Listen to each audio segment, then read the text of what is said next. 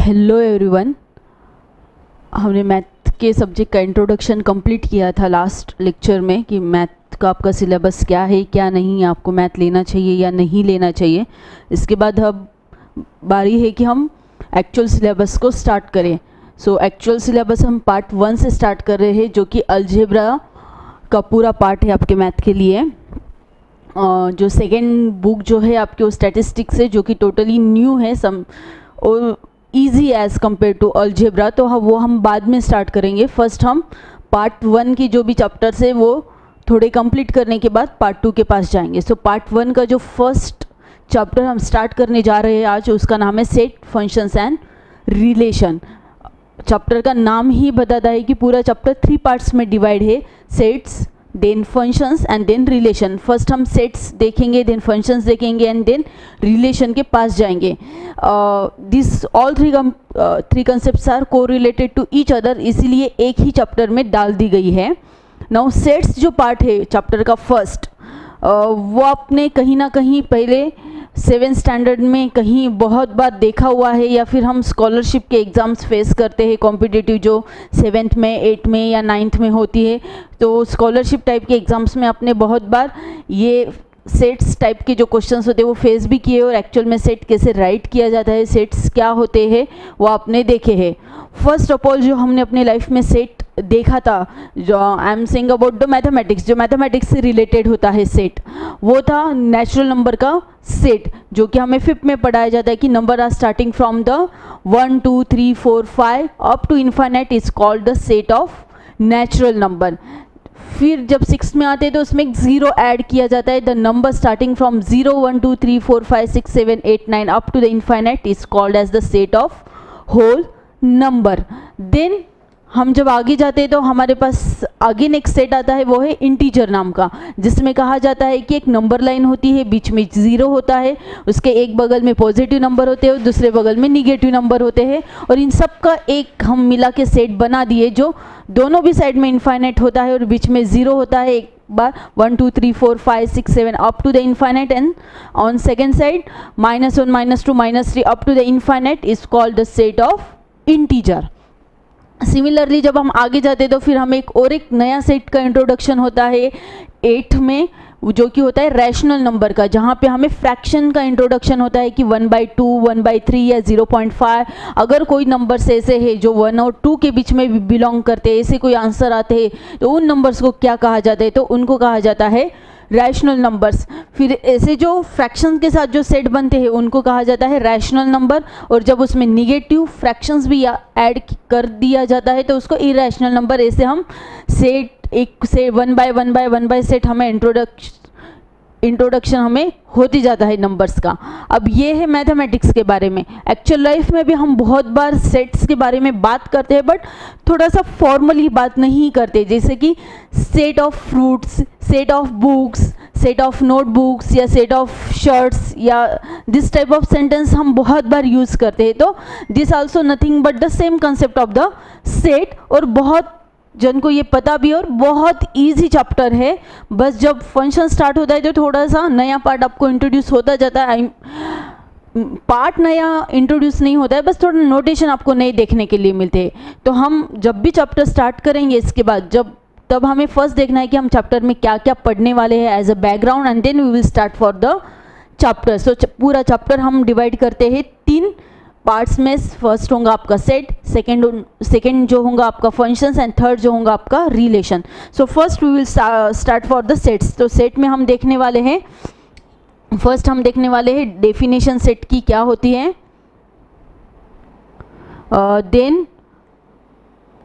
Then हम देखने वाले हैं methods to represent set, set को रिप्रेजेंट करने के लिए कौन से अलग अलग तरीके एग्जिस्ट करते हैं, then types of sets, then sets के ऊपर कौन कौन से अलजेब्रा या फिर हम कहे ऑपरेशंस हम अप्लाई करते हैं, एंड देन एक छोटा सा पार्ट है इंटरवल्स, जो कि यहाँ पे इंक्लूड किया जाता है और जो हमें ज़रूरत होता है सेट्स को रिप्रेजेंट करने के लिए, जो कि सेकेंड फॉर्म होता है सेट।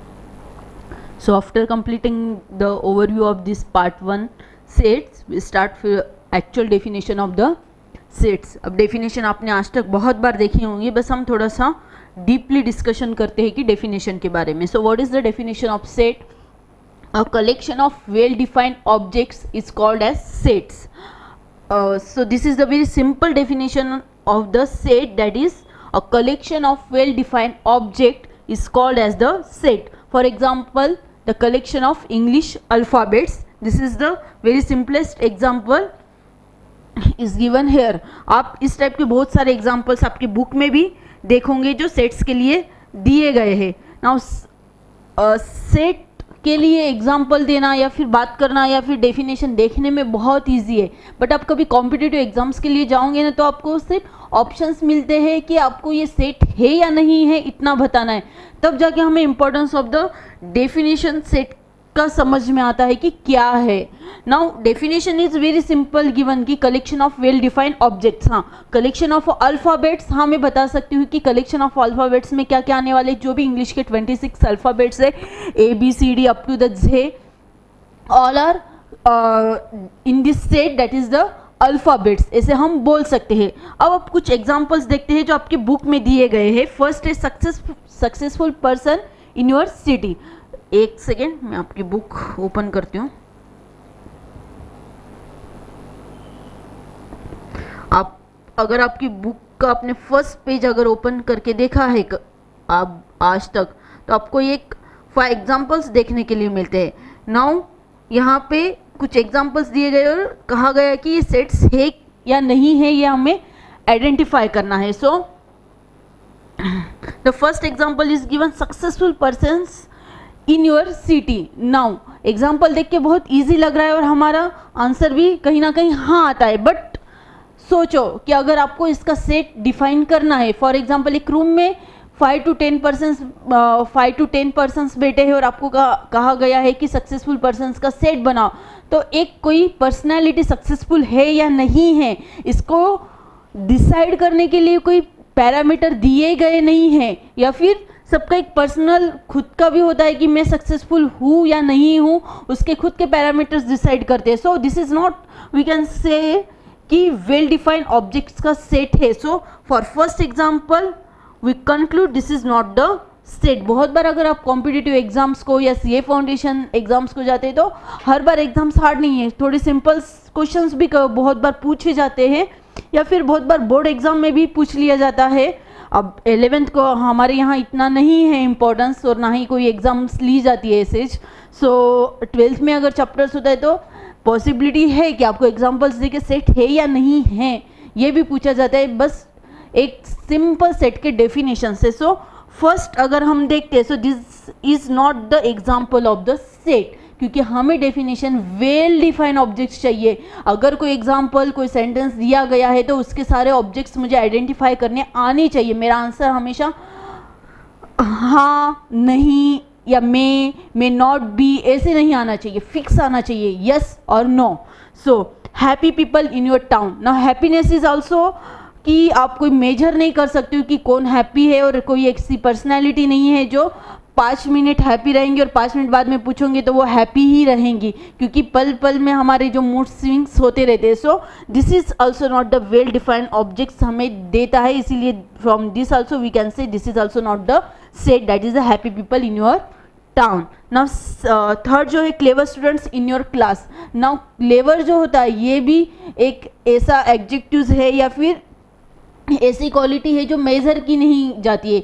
कोई बच्चे होते हैं जो स्टडीज़ में बहुत अच्छे होते हैं, कोई होते हैं डांसिंग में अच्छे हैं, तो क्लेवर हम किसको कहेंगे? सिर्फ पढ़ाई में आप क्लेवर हो इसका मतलब आप क्लेवर हो ऐसा नहीं है. कोई प्रैक्टिकल लाइफ में भी बहुत जो उसकी कम्युनिकेशन स्किल है वो बहुत अच्छी होती, तो वो खुद की जो क्लेवरनेस है वहाँ दिखाता है. So this is also not the set, क्योंकि ये हमें वेल डिफाइंड ऑब्जेक्ट्स नहीं देता है. Now days in a week. Now days in a week you can आप बता सकते हो कि वीक जो भी है डेज होते हैं, जो भी आपके 7 डेज है आप कैलकुलेट करके सेट में लिख सकते हो. So this is the set. Now first 5 natural numbers. So 1 2 3 4 5 these are the first 5 natural numbers. So these are also the well defined objects. Days in a week also the well defined 7 objects आप वहाँ पे लिख सकते हो, जो भी आपका Monday Tuesday Thursday Wednesday Friday Saturday and Sunday. So these last 2 are the example of set and the first 3 are not the example of set. अब अगर कंफ्यूजन होता है तो कैसे पहचानना है, जैसे कि मैंने अभी आपको कहा है, अगर कोई सेंटेंस आपके सामने है, अगर आपका आंसर मे नॉट बी में आता है, so definitely this is not the set. अगर आपका आंसर यस और नो, फिक्स यस और नो में ही है, तो that is the set. So this all about the definition of the set. So हम आगे बढ़ते हैं.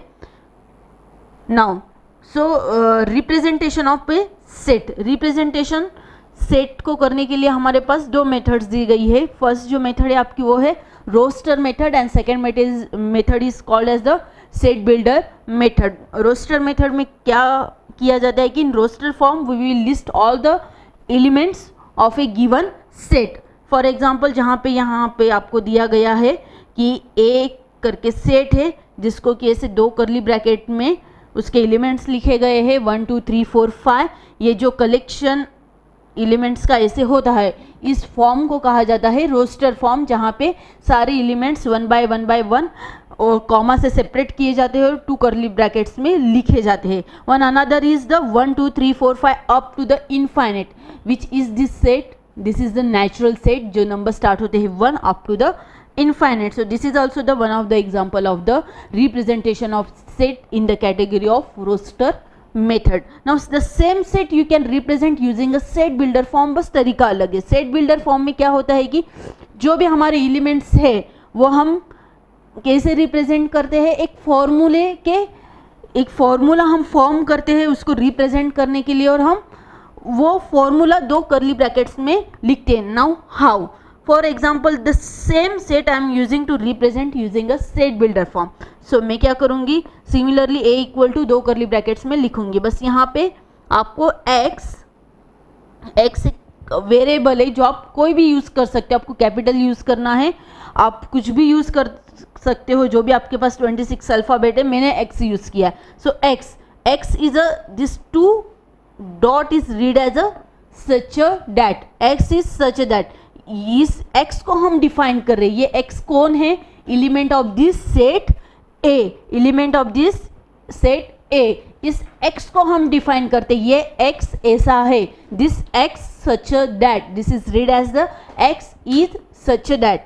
x is such that x belongs to natural number. अब ये बिलोंग्स टू का साइन है जो कि ऐसा लिखा जाता है, और कैपिटल N हमेशा मैथमेटिक्स में नेचुरल नंबर के सेट को रिप्रेजेंट करने के लिए यूज़ किया जाता है. वैसे आपको पता होना चाहिए कि होल नंबर के लिए कौन सा यूज़ किया जाता है, रैशनल नंबर के लिए क्या होता है, इंटीजर के लिए क्या होता है, वो मैं आगे आपको लिख के भी दे दूंगी नोट्स में. बट अभी के लिए हम बस इतना समझ लो आप कि कैपिटल N जो होता है वो नेचुरल नंबर के लिए यूज़ किया जाता है. सो x is such that, x ऐसा है जो नेचुरल नंबर से बिलोंग करता है, क्योंकि हम जो देख रहे हैं 1 2 3 4 5 this all are the natural number. अब होल नंबर क्यों नहीं लिया है, आप ले सकते हो, होल नंबर भी ले सकते हो, क्योंकि 1 2 3 4 5 होल नंबर में भी होते हैं, रैशनल नंबर्स में भी होते हैं, इंटीजर्स में भी होते हैं, आप वो भी लिख सकते हो. बट अभी मैंने नेचुरल नंबर लिया कि वो मुझे मोर प्रॉपर तरीका लगा है. सो बिलोंग्स टू N, x एक ऐसे एलिमेंट है जो नेचुरल नंबर से बिलोंग्स करता है. ये हो गया मेरा फर्स्ट फॉर्मूला. फॉर्मूला फॉर्म करना मतलब क्या होता है, एलिमेंट्स को डिफाइन करना कि एलिमेंट्स किस तरीके के हैं. So this is my first formula, comma. बस ये एक फॉर्मूला लिखने से मेरा सेट डिफाइन हो रहा है क्या, कि सेट में क्या है, x belongs to natural number, मतलब क्या हो गया मेरा नेचुरल नंबर का सेट में डिफाइन कर दूँ. सो मुझे कुछ फॉर्मूला भी लिखना पड़ेगा ताकि मैं रिप्रेजेंट कर पाऊँ कि सेट में 1 2 3 4 5 ये 5 एलिमेंट है. So again I wrote one more formula, x is such that x belongs to natural number and x is less than or equal to 5. x is less than or equal to 5. अब x एक ऐसा number है जो natural number से, so definitely x is start from 1 2 3 5. First फॉर्मूले से मैं क्या सोचूंगी, एक ऐसा कोई सेट है अप टू द इनफाइनाइट. लेकिन नेक्स्ट रूल क्या मैंने लिख दिया, x is less than 5. Less than 5 मतलब क्या है, 1 2 3 और इक्वल टू भी 5 मतलब 5 भी इंक्लूड है, इसलिए 4 and 5 ये जो इनफाइनाइट है ये वाला साइन निकल जाएंगे. So this is the set. So ये जो तरीका है रिप्रेजेंट करने का, इसको कहा जाता है सेट बिल्डर मेथड. और सारे एलिमेंट्स को वन बाय कलेक्ट करके कॉमा देके 2 कर्ली ब्रैकेट्स में लिखना मतलब रोस्टर मेथड होता है। And according to this formula अगर आपको लिखना है तो उसको कहा जाता है set builder method. Roster method हमें इजी लगती है, सेट बिल्डर मेथड थोड़ी सी हार्ड लगती है, बट 2-3 एग्जाम्पल की आप प्रैक्टिस कर लोगे। So this is also not the very hard method to represent a given set, क्योंकि बहुत बार ऐसे कॉम्प्लेक्स सेट होते हैं कि उसके लिए हमें सेट बिल्डर मेथड ही यूज़ करनी पड़ती है रिप्रेजेंट करने के लिए। हम वन बाय वन एलिमेंट्स नहीं लिख सकते हैं, जैसे कि आगे जाके आपको एग्जांपल्स मिलेंगे। Okay, so these are the some more examples are given जो रोस्टर मेथड के हैं। मेरे हिसाब से डिस्कस करने की ज़रूरत नहीं, क्योंकि वहाँ पे one by one elements comma देके हम लिखते रहते हैं। सो सेट बिल्डर मेथड के जितने हैं वो हम डिस्कस करते हैं। Okay, so this the second one की A is the set of natural number, तो इसी को ही हम अगर सेट बिल्डर मेथड में लिखेंगे तो x is such that x belongs to n, simply this is the method. Now next जो एग्जांपल देख रहे हो आप a 2 3 4 5, now similar to the example number 1 but here 1 is not included. So कैसे represent करेंगे, तो यहाँ तक का जो पार्ट है वो आपका सेम है। x double dot is for such that x belongs to n, क्योंकि सारे एलिमेंट्स जो आपको दिख रहे हैं वो नेचुरल नंबर से बिलोंग्स टू n। अब नेक्स्ट जो फॉर्मूला लिखा है उसको ध्यान से देखो, ये क्या लिखा है मैंने, 2 इज लेस देन और equal to x is less than और इक्वल टू 5। अब ये लेस देन है, इसका मतलब ये 2 और 5 भी इंक्लूड है, और इन दोनों के बीच में के नंबर जो कि होते 3 and 4, 2 3 4 5। So this is the set. अब अगर सेम इंटरवल को मैं बिना लेस देन अगर लिख देती थी तो क्या होता था, less than x less than 5 अगर लिख देती थी तो क्या होता था, ये 2 और 5 जो है आपको एक्सक्लूड हो जाते थे, और हमारा जो सेट बनता था तो सिर्फ 3 and 4 का बनता था। तो मुझे इक्वल टू भी लिखना ज़रूरी है। नाउ ये जो फॉर्मूला है सबका अलग अलग तरीका है रिप्रेजेंट करने का। अब मैंने इक्वल टू देके फॉर्मूला बनाया है, अगर आपको इक्वल टू आपने नहीं दिया है तो आपको क्या करना है, आपको बस ऐसे लिखना है 1 less than x less than 6। In that case आपको क्या करना है, 1 और 6 लिखना है, ताकि क्या हुए, दिस 1 और 6 क्या आपका एक्सक्लूड हो जाएगा इन दो के बीच में के नंबर, तो आपके क्या होंगे 2 3 4 5। आप सेम फॉर्मूला इस तरीके से भी लिख सकते हो। This is way you can write the same example. Mathematics में मल्टीपल वेज हम सॉल्व कर सकते हैं, उसका सॉल्यूशन सही भी होता है, बस जो आपको ऑन द स्पॉट क्लिक होता है आप वैसे सॉल्व कर सकते हो। So same example, same formula you can write like this also in curly bracket 1 less than x less than 6। This is also right, this is also right. Is that clear? Now next जो आता है वो है आपका 3 6 11 18। जब ऐसे कुछ numbers आपके सामने हैं तो उसको रिप्रेजेंट आपको करना है, तो आपको रिप्रेजेंट करने के लिए रोस्टर मेथड में तो कर दिया है, बट अगर सेट बिल्डर मेथड में आपको रिप्रेजेंट करना है तो आपको थोड़ा सा अब यहाँ पे सोचना पड़ेगा कि मैं क्या यूज़ करूँ या फिर क्या फॉर्मूला लिखूँ कि मैं इस सेट को रिप्रेजेंट कर पाऊँ।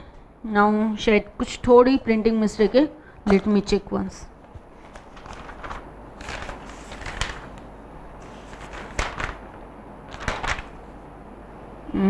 यस, ये स्क्वायर होना चाहिए, यहाँ पे गलत है, x का स्क्वायर होना चाहिए। Now see 3 6 11 18।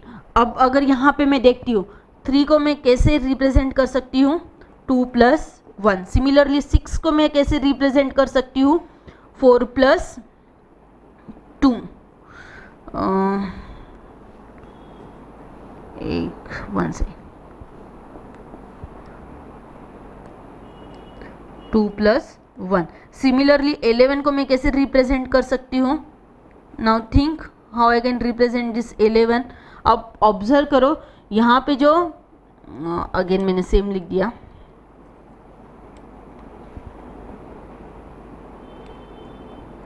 This is the square of 1, this is the square of 2।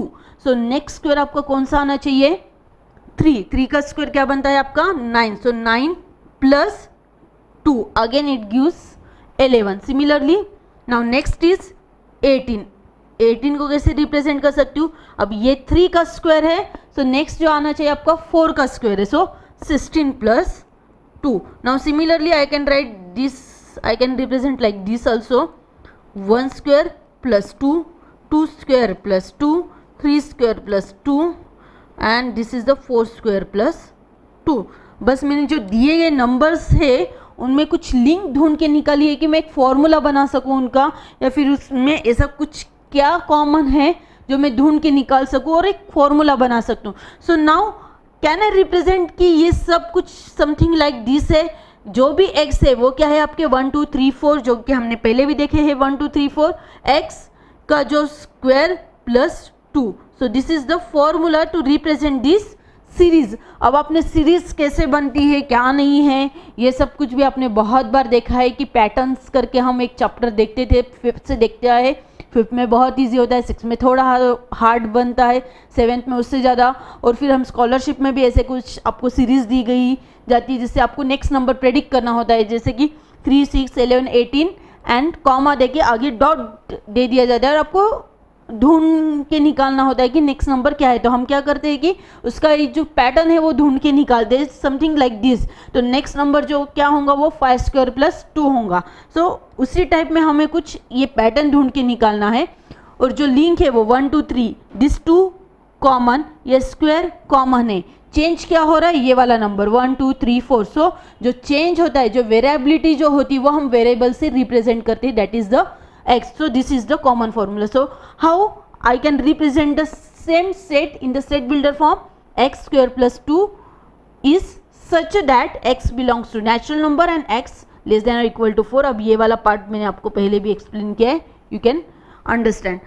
Less than or equal to 4 means x को आप रिप्लेस करो 1 2 3 4. हमेशा आपको इस फॉर्मूले में 1 लिखना है, 2 लिखना है, 3 डालना है, 4 डालना है और फॉर्म करते जाना है. So this is the second method जो हमने सेट बिल्डर मेथड देखी है, जिसके बारे में हमने ज़्यादा discussion. Now the third method to represent the venn diagram is the the third method to represent the set is the venn diagram. Venn diagram सबकी फेवरेट होती है और बहुत ईजी होती है, वो होती है दी पिक्टोरियल रिप्रेजेंटेशन. मतलब पिक्चर फॉर्म में सेट को कैसे रिप्रेजेंट किया जाता है. सो सिंपल है, एक बड़ा रेक्टेंगल निकालते हैं, कुछ भी आप शेप यूज़ कर सकते हो. कुछ भी का मतलब होता है मैथमेटिक्स के शेप, ना कि कुछ भी निकाल लो, नहीं तो बच्चे हार्ट्स निकालने लग जाएंगे. वैसा कुछ नहीं है, आपको जो भी बेसिक मैथमेटिक्स के शेप होते हैं वही यूज़ करना है. स्टार भी आप यूज़ नहीं कर सकते हो. यहाँ पे rectangle, oval, circle and square. So वैसे तो हम ज़्यादातर सर्कल या फिर रेक्टेंगल में ही हमारा पूरा रिप्रेजेंटेशन निकल जाता है, बट ट्रायंगल भी आप यूज़ कर सकते हो. So this is the set A, this is the set B and this is the universal set, जिसमें सेट ए भी आता है, सेट बी भी आता है, प्लस उसके कुछ और भी एलिमेंट्स हैं. So this is the pictorial representation of Venn diagram. So overview के पास जाते हैं. हमने डेफिनेशन डिस्कस कर ली है, हमने method of representation of A sets discuss कर लिए. अब नेक्स्ट पार्ट्स में हम डिस्कस करेंगे types of sets. So clear है, डेफिनेशन क्या है, collection of well defined objects. वहाँ पे हमें आंसर फिक्स एक्स और नो में चाहिए. मे और मे नॉट भी में अगर आंसर मिलते हैं वो सेंटेंस सेट से बिलोंग करते नहीं है. रिप्रेजेंटेशन ऑफ सेट के हमने 2 फॉर्म देखे हैं. रोस्टर फॉर्म में हम सारे एलिमेंट्स कॉमा देके कलेक्ट करते हैं और 2 कर्ली ब्रैकेट्स में लिखते जाते हैं. सेट बिल्डर फॉर्म में हम एक्स या जो भी वेरिएबल या जो भी फॉर्मूला है डॉट डॉट देके सच दैट करके हम फॉर्मूला बना के रिप्रेजेंट करते हैं इस फॉर्म में. और जो third method representation of the set होती है वो वेन डायग्राम, जो कि पिक्टोरियल वे में हम सेट को डिफाइन करते हैं, the very simple one. Thank you so much. Next part में हम टाइप्स ऑफ सेट डिस्कस करेंगे.